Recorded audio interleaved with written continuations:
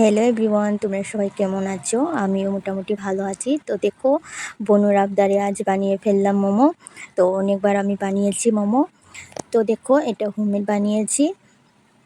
তো আমরা তো চিকেন খাই না, এখানে দিয়েছি পিস দিয়ে বানিয়েছি, অনেকগুলি মশলা দিয়েছি ভিতরে পুর।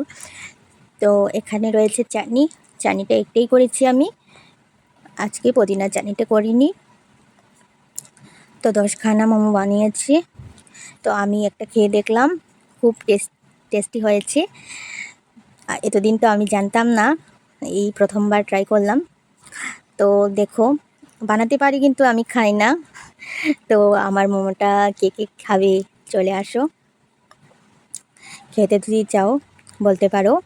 আর আমার ছোটো স্টলেও আসতে পারো মোমো খেতে।